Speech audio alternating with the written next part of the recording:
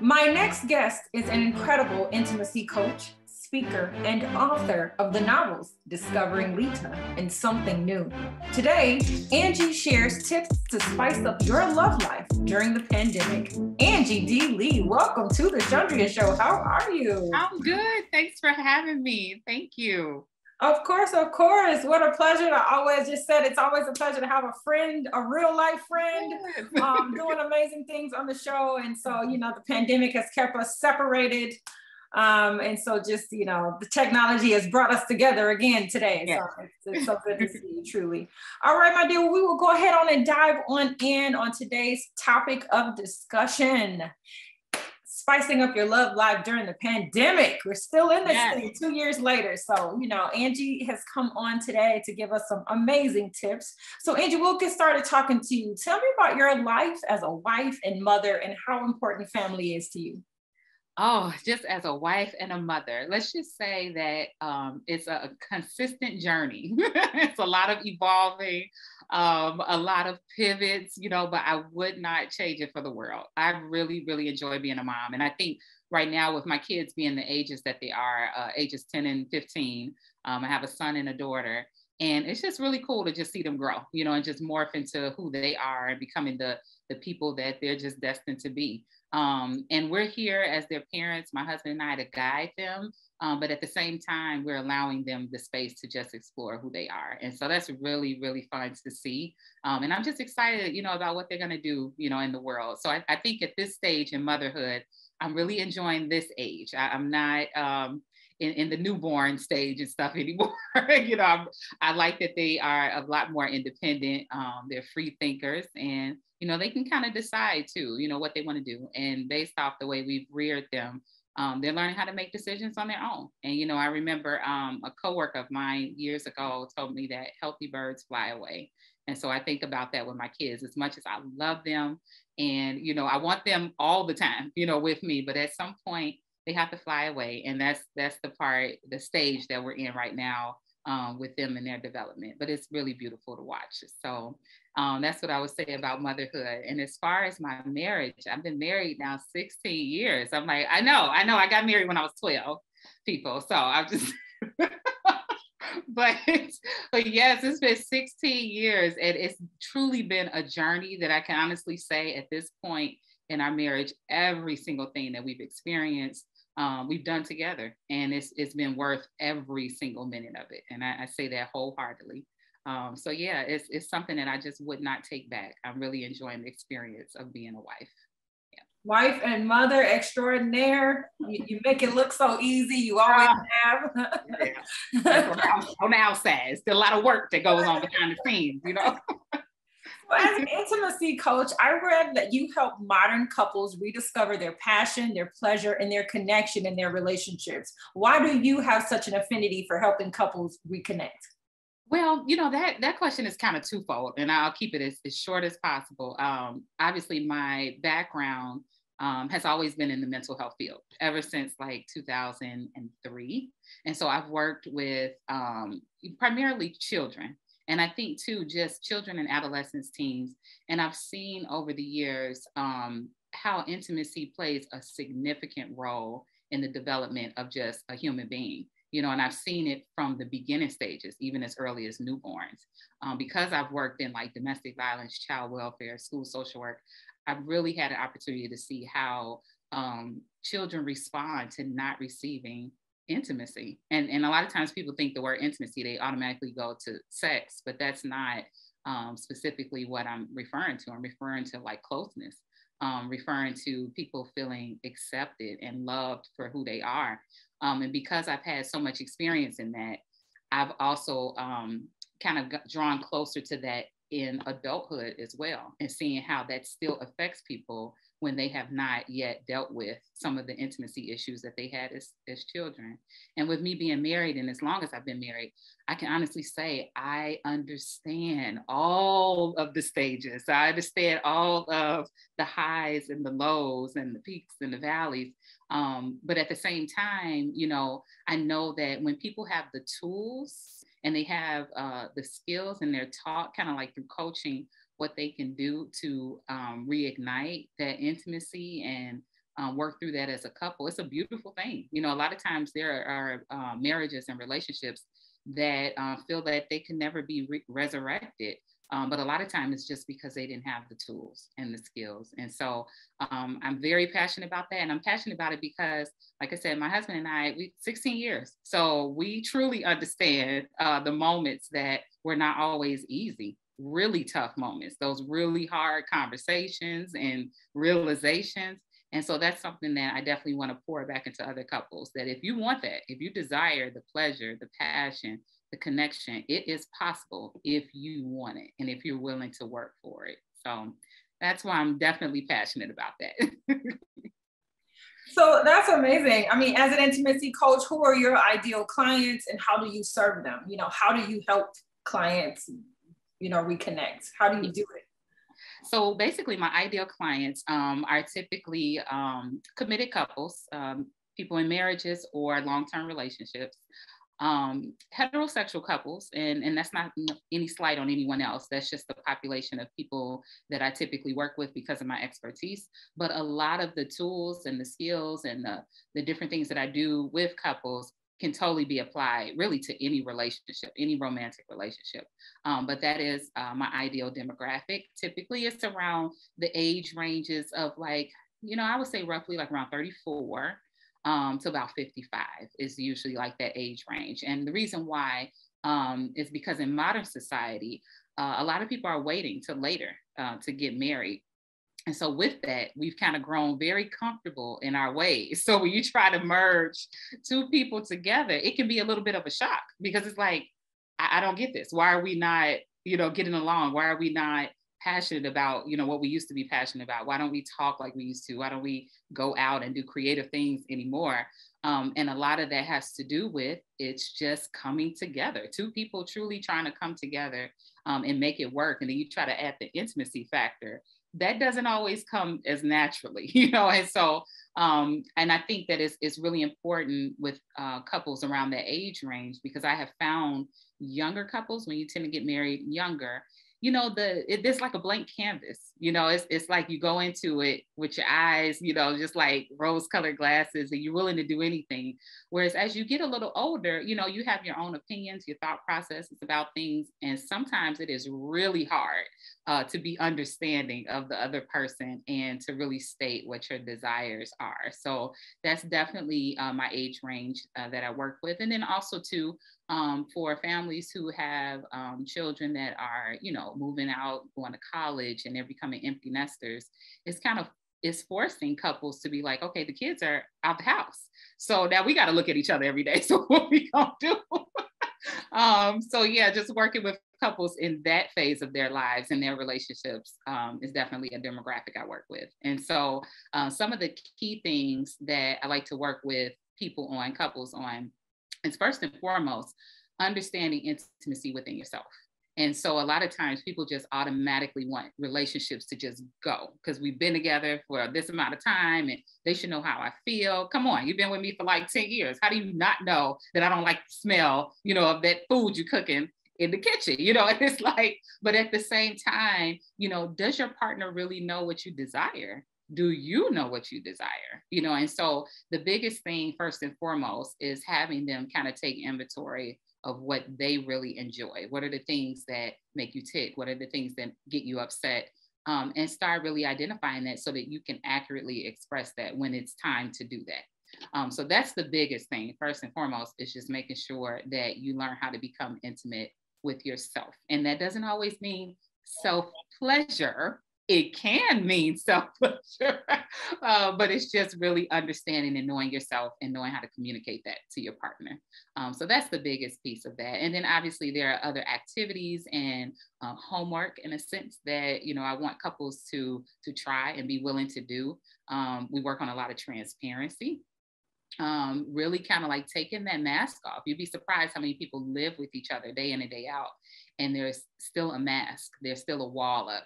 And so we work on breaking down that wall, so to speak, and learning what it's like to be truly open so that your partner can really come in. So there's so many different strategies and so many approaches, but those are the main things that we focus on.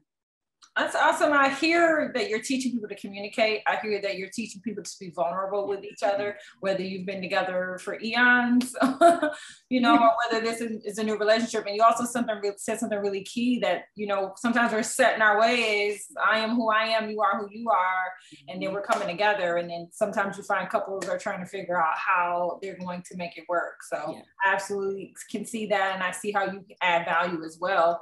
Now the pandemic has been challenging. I mean, people have dealt with loss and financial ruts, disconnections, and many couples have even called it quits, you know, in the mainstream media and privately in their households. What tips do you have for couples to spice up their love life and focus on reconnecting in a major way?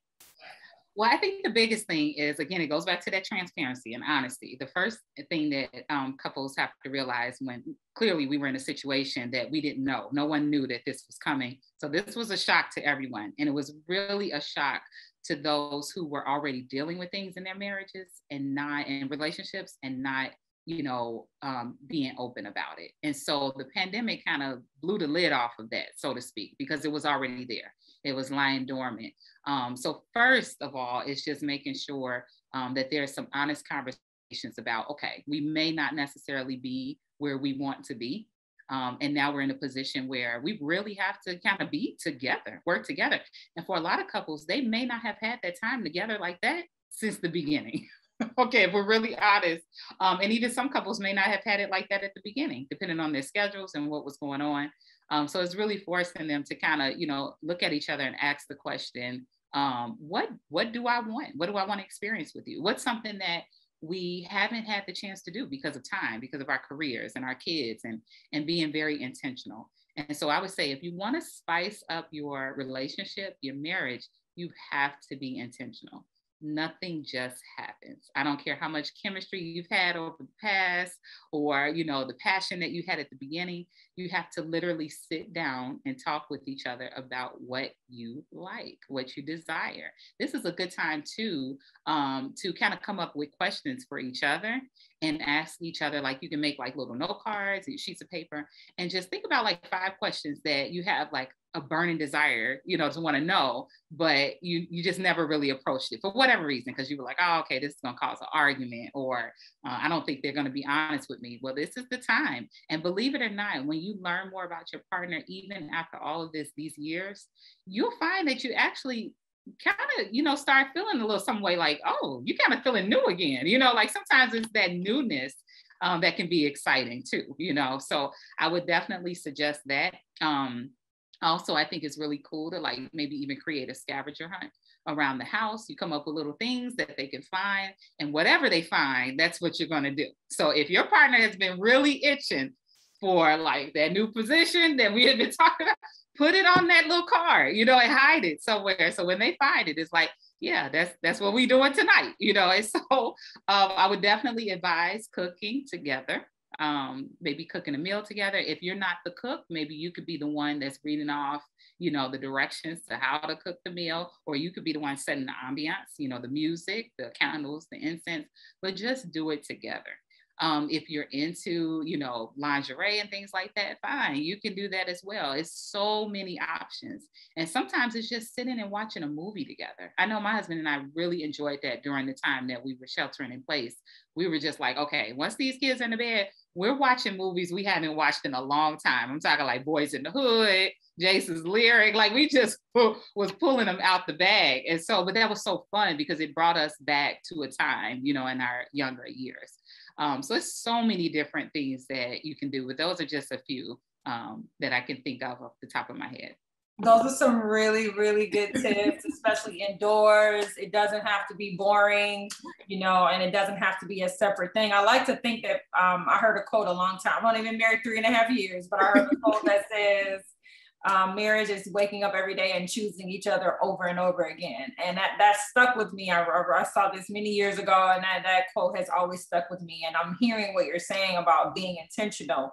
So intentionally choosing that person when you get up every single day, and having those intentions with that person. So I love that. I love the vulnerability. And I heard the willingness to try. Like, it can't just be one person trying it and the other person's like, okay, if that's what you want to do, even with you watching the movies, like, all right, right. So watch Boys in the Hood. childhood for the 47th time, I guess, you know, we're coming together and wanting to do it. And I think that's really special. So how do you and your husband continually reaffirm your love through every season? I know you've been 16 years is a long time to be married to one person, you know, so, you know, I know you all are watching movies together. I know you all spend a lot of quality time together. You both have interest in and outside of the arts. You both are creatives, you know, shout out to DJ RL, Reggie Lee over there. So, I mean, you are creatives. At one point in your life, you know, you've done makeup, you've been an entrepreneur, you've done so much in the past. So what do you both do to keep that fire and reaffirm your love for each other? Well, I would definitely say we are very intentional. You know, when I got this advice, maybe like around, it was about 10 years ago. So yeah, I would say about 10 years ago. So we were married for like roughly 6 years, 5 or 6 years. And I remember someone saying about, you know, scheduling this, scheduling that. And I was just like, it just takes the spontaneity out, you know, like the sexy out of it, you know. And it's funny because the older I get and, you know, having the obligations and the different things that we're responsible for, setting a schedule is not too bad. You know, it's like, because it's like I get this reminder on my phone sometimes. It's like, oh, we're doing this tonight, you know what I mean? And it immediately like sparks something, I know for myself. One thing I do, you know, and like I said, again, everyone is different, but I think an occasional revealing or sexy photo sent via text, you know, is always a good thing. So I always like to add a little something like that. I don't do it all the time because I don't want to get like bored, you know what I mean? But like, you know, nothing wrong with throwing that out there every once in a while. Like he'll, you know, get something maybe in a meeting or something, like open up your text. Oh, bam. All right. Okay. So that's what we're doing today. Yes. Okay. So that's I'm going on that's on your mind. Right. You know? And then also, you know, we really enjoy, like, we love comedy shows. And I know with COVID and everything and, you know, not being able to go as many places as before. But what we've done is just transfer that to home. So if we can't get to a comedy club, then we'll watch like a comedy special, you know, on Netflix or, you know, whatever is playing on. I would definitely say too, one thing that my husband actually says that he needs a lot of from me, the help, is because I'm more of the talker, the expressive one like that, you know? So a lot of times I'm like, babe, talk to me. Like, I just want you to talk to me. And he like, cool, what you want to talk about? And I'm like, I want you to come up with something, you know what I mean? He's like, but Angie, I need your help. If you could just set the tone or give me like a subject or something, guide me to it. And that actually used to like bother me because I'm like, why can't you just come up and start talking like I do, you know? But we're two different people, you know? And so that's something too that I had to remember, that this is my personality. This is what comes naturally to me. There are things that come naturally to him. So we have those conversations like, hey, you know what? I got you. I can help you on the conversation tip. Okay. But I need your help with X, Y, Z. So it's always this like, we got to both, you know, be intentional about these things. So definitely we put things in a schedule. We share calendars, you know, on our phones. So if we're doing something, we lock it in. So, cause we have a 15-year-old and she synced to our phone as well with the calendars, and see, she'll be trying to hog up all the time. And I want you to take me here. No, we're not doing that. Me and Daddy got a date, you know what I'm saying? So, so we're really, really intentional, you know, about that, which makes it fun because it says to us that we're prioritizing each other. So that in itself feels alive and sexy because it's important. I would definitely say, believe it or not, you should take inventory of your relationship just like you would at a job. Like when you have a review, whether it's every 6 months or every year, what's been working, you know what I'm saying? And what hasn't been, because believe it or not, if you've been with someone for a long time, you're going to evolve. You know, you're going to come up with new ideas. You're going to change here. I tell people all the time, my husband has married a billion people within me alone because I'm always evolving, you know, so, but that keeps it spicy. You know what I'm saying? Relationship every 5 years. You know what I'm saying? You know? And it's like, it keeps it on point, you know, it's never boring, you know, in that sense. So I think that's really something too that, you know, adds that element, you know, of spice. And I would say the last thing is us always working on ourselves definitely keeps the spice going. We're always interested in, learning something new, especially when my husband first got into DJing because he's a teacher full time. It's just so nice to see him evolve, in that career in itself. And it's very successful in it. It has a following, and he's so excited about what he does. And he just gets crazy good reviews, just for his work as a DJ. So it's nice to watch because that he has found something that feels like his niche, And so even with myself, we've known each other, even besides being married, we've known each other since we were teenagers. So we've literally watched each other grow. And I think that's the part that's been really cool, exciting, and it's spicy in its own way. Like I said, the longer you're with someone, you have to really make a conscious effort to find the things that's like, no, you know what, that is cool that you did that. I'm digging that, you want to better yourself or you want to try something new. So I would definitely say that to couples too. What we've done is just try something new. And I have a book by the name of that too, but that's a whole other back for that, right? Well, you've touched on this tonight, and I think all of this has been excellent. But how can you right now encourage couples who are watching, who are a little resistant to embracing change in their lives in order to draw closer to each other? Yeah. What do you say to that? I would definitely say, embracing change is always, I think, a challenge really for anyone. Some people are on the further end of the spectrum with change. They're like, no, just give it to me now and let me figure it out, and some people are like totally resistant to it.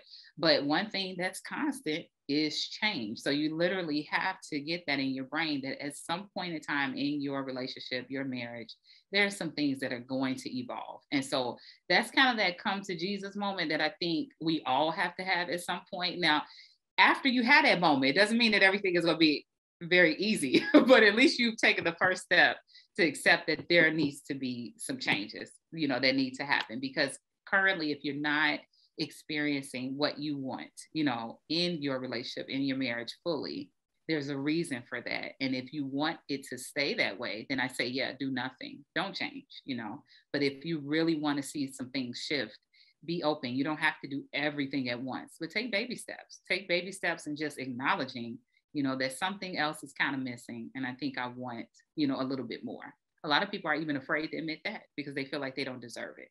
But if you're going to be with someone, and you say that this is what we're doing, you deserve intimacy. That's just a human need. There's nothing wrong with that. So I think it's just kind of getting out of our own way and knowing that, yes, you do deserve to be loved a certain way. Oh, I love that so much. Now, you've written 2 novels, Discovering Lita and Something New. Question for you, authoress.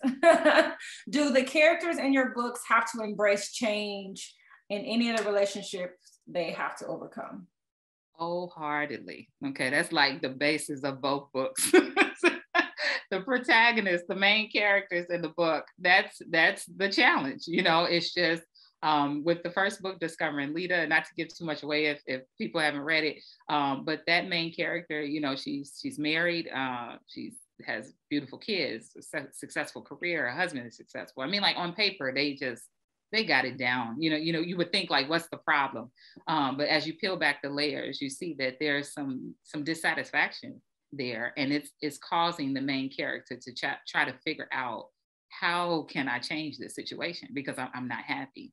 But it takes some serious work, and she goes through a lot of things before she gets to the realization of what she needs to do to be happy. So hence the title, Discovering Lita. She does a lot of discovering of herself in that novel.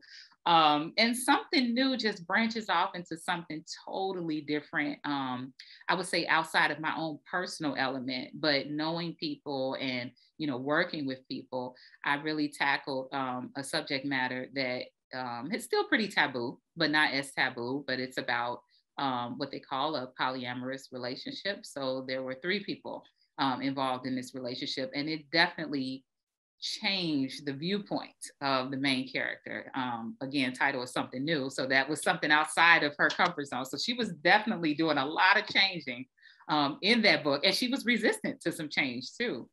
So yes, my characters for sure definitely have to deal with like change and adjustments and pivots and all of that. Yeah.